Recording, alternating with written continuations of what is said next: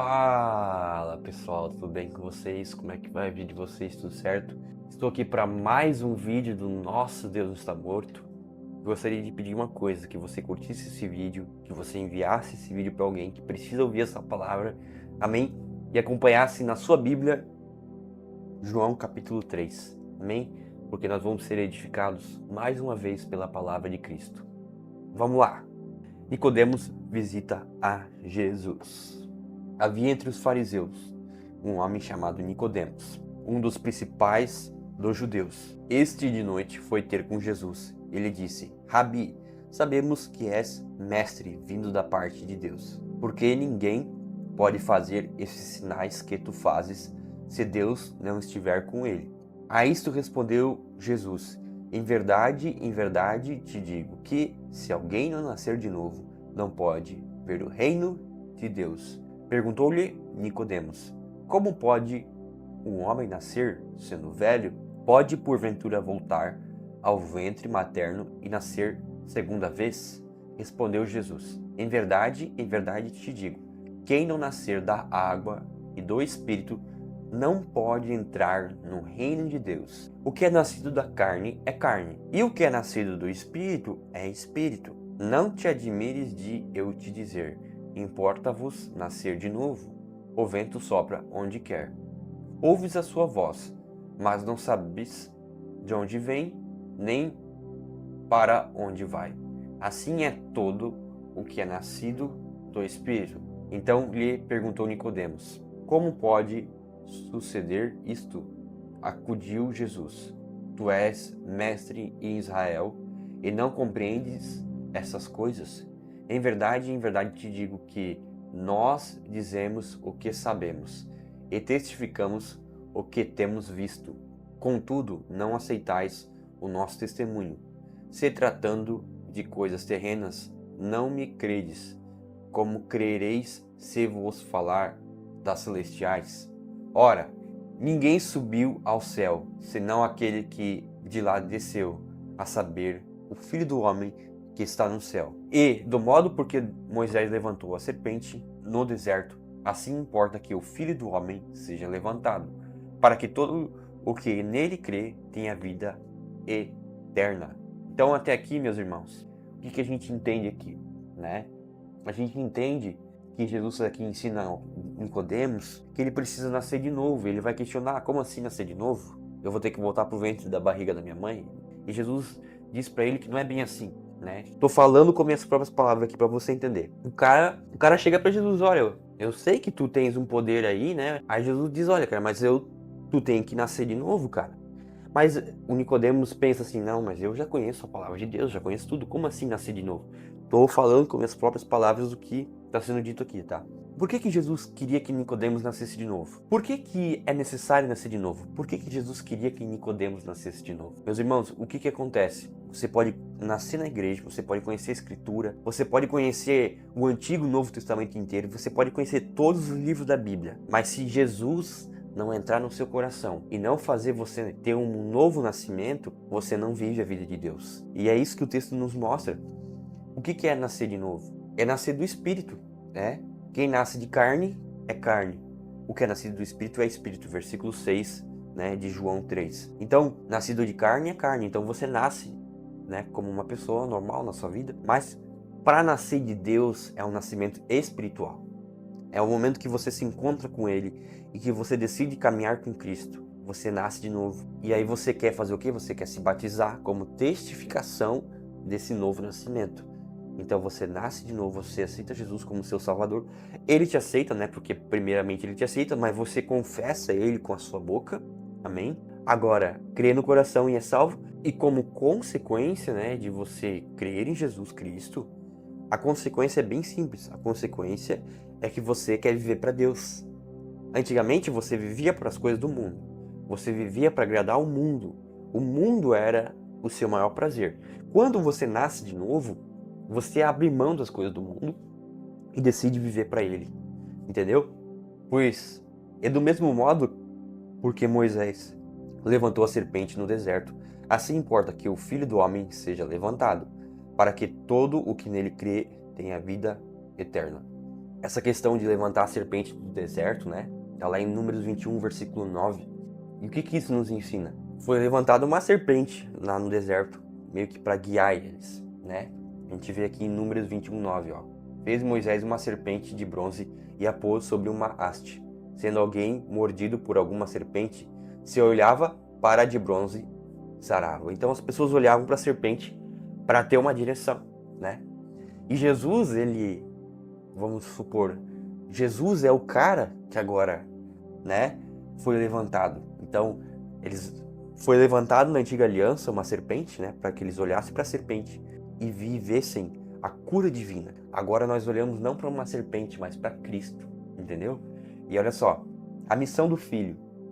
Porque Deus amou o mundo de tal maneira que deu o seu Filho unigênito, para que todo o que nele crê não pereça, mas tenha a vida eterna. Portanto, Deus enviou o seu Filho ao mundo, não para que julgasse o mundo, mas para que o mundo fosse salvo por ele. Quem crê não é julgado. O que não crê já está julgado, porque não crê no nome do unigênito Filho de Deus. O julgamento é este, que a luz veio ao mundo, e os homens amaram mais as trevas do que a luz, porque as suas obras eram más. Pois todo aquele que pratica o mal aborrece a luz.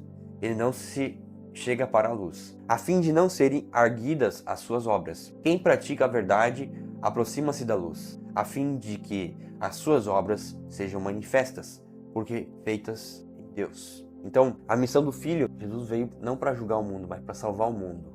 Não é que Deus não vai julgar o mundo, né? Nós vamos ter o tribunal de Cristo, vamos ter o dia do juízo final também, né? Deus vai acertar as contas com todo mundo, né?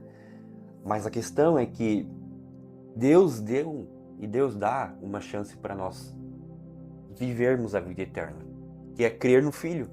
João 3, versículo 16. E como diz em João 3, 15, para que todo o que nele crê tenha vida eterna. E no versículo aqui 16 repete, ó, para que todo o que nele crê não pereça, mas tenha vida eterna. Crer em quem? Crer em Cristo. Então quando eu creio nele, eu tenho a vida eterna.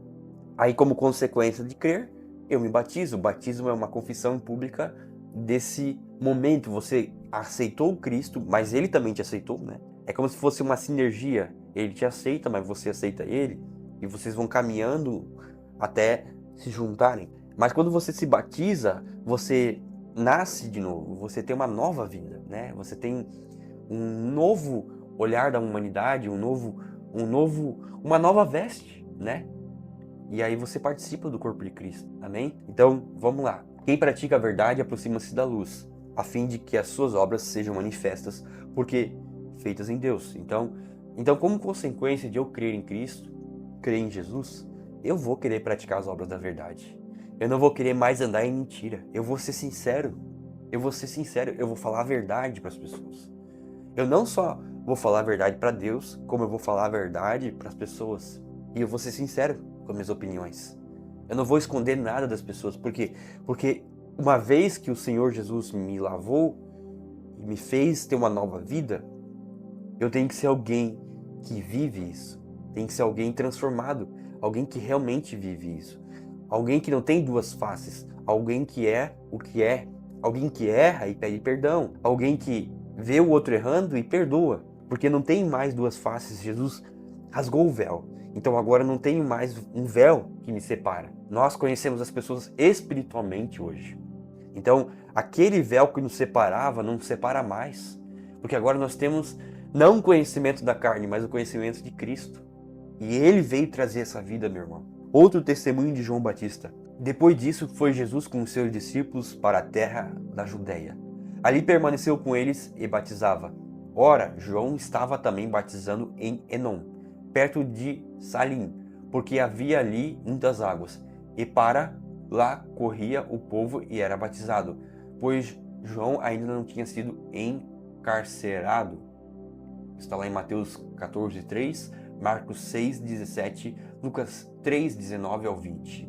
Ora, entre os discípulos de João e um judeu suscitou-se uma contenda com respeito à purificação. E foram ter com João e lhe disseram: Mestre, aquele que estava contigo além do Jordão, do qual tens dado testemunho, está batizando e todos lhe saem ao encontro. Respondeu João: o homem não pode receber coisa alguma se do céu não lhe for dada. Vós mesmos sois testemunhas de que vos disse: eu não sou o Cristo, mas fui enviado como seu precursor. O que tem a noiva é o noivo. O amigo do noivo que está presente e o ouve se regozija por causa da voz do noivo, pois esta alegria já se cumpriu em mim. Convém que ele cresça e eu diminua. Veja que interessante aqui, ó. Vós mesmos sois testemunhas de que vos disse que não sou o Cristo. Então João Batista não é o Cristo, mas ele é um precursor de Cristo. Mas fui enviado como seu precursor. O que tem a noiva é o noivo. O amigo do noivo que está presente e ouve muito se regozija por causa da voz do noivo, pois esta alegria já se cumpriu em mim. Convém que ele cresça e eu diminua. Então, João já tinha essa alegria, porque Cristo já tinha sido revelado para João. Amém? Então, João preferiu abrir mão da sua vida, porque ele esperava e ele viu a promessa de Cristo. Ele viu Cristo. Então, para ele não se importava de mais nada. Nada importava mais para João. Por quê? Porque João já teve acesso à vida verdadeira. E João aqui não é João que escreveu o livro de João, mas é João Batista. Amém? Então, João Batista entendeu. Ele foi um precursor para que viesse o Cristo. O Cristo é quem? Aquele que veio salvar a humanidade, reconciliar todas as coisas a Deus. Ainda que neste mundo caído nós tenhamos muitas coisas malignas acontecendo, mas a mensagem que nós temos que pregar é: Cristo pagou o preço e acabou. Nós temos que crer, se arrepender dos nossos pecados, ser batizados, praticar essa fé em comunhão com os irmãos, porque não há mais um véu que me separa entre as pessoas. Eu não posso mais mentir nas minhas palavras, porque agora Cristo foi revelado ao meu coração. Então eu não conheço ninguém segundo a carne, mas segundo o Espírito. Uau! Ó, o Filho em relação ao mundo. Quem vem das alturas certamente está acima de todos. Quem vem da terra é terreno e fala da terra. Quem veio do céu está acima de todos e testifica o que tem visto e ouvido. Contudo, ninguém aceita o seu testemunho. Quem todavia lhe aceita o testemunho, por sua vez, certifica que Deus é verdadeiro, pois o enviado de Deus fala as palavras dele, porque Deus não dá o Espírito por medida. O Pai ama o Filho e todas as coisas têm confiado às suas mãos. Por isso, quem crê no Filho tem a vida eterna. O que, todavia, se mantém rebelde contra o Filho não verá a vida, mas sobre ele permanece a ira de Deus. Então, por que Deus enviou o seu Filho? Para nos salvar do quê? Da ira de Deus. Então Deus, por causa dos nossos pecados, por causa da nossa pecaminosidade, nós éramos alvos da ira de Deus. Mas o Senhor Deus enviou o seu Filho e disse: olha, esse vai cumprir tudo. E esse vai pagar o preço para que eu e você não sejamos mais alvos da ira de Deus, mas alcançados pelo sangue de Jesus, alcançados pela graça maravilhosa, sermos livres de todo o peso de culpa, de pecado, porque uma vez por todas Ele pagou o preço em nosso lugar e acabou todo escrito de dívida, acabou toda trevas, acabou. Ele venceu a morte. Ele acabou com todo o escrito de dívida. Ele pegou todo o escrito de dívida e cravou naquela cruz. Então, meu irmão, Jesus é a vida. Ele é a porta. Ele é a entrada. Ele é o caminho. Ele é a entrada na vida eterna. E ele veio para salvar aquele que estava perdido, para que nós encontrássemos a vida eterna. Uau! Então não há mais nada que eu possa pregar para você. Não há mais conhecimento humano que seja maior que essa mensagem, meu irmão. A mensagem que eu estava perdido. Você estava perdido. Nós éramos alvos da ira de Deus.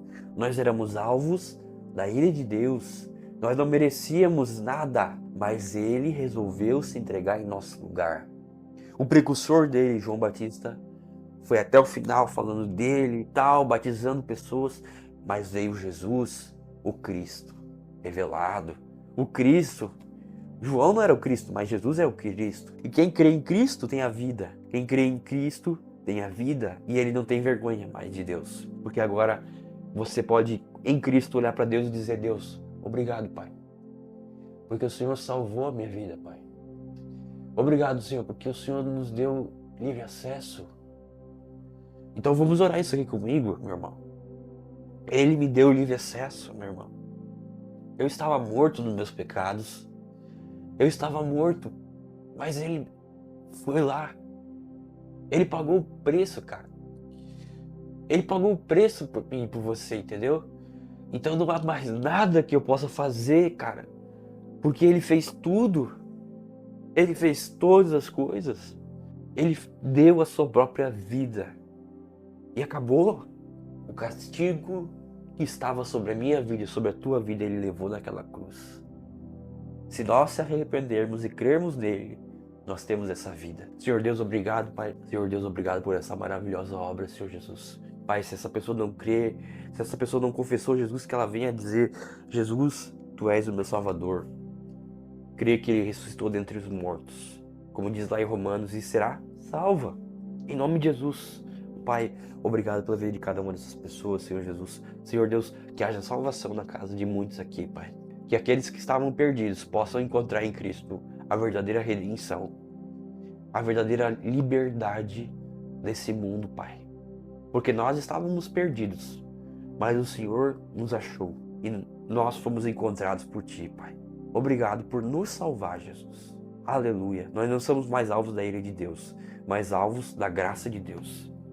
E livres do pecado, ainda que pecamos por acidente, mas nós somos capacitados pela graça de Deus para viver uma vida santa e irrepreensível diante de Deus. Amém? Então, Deus te abençoe. Pai Deus, obrigado por essa pessoa.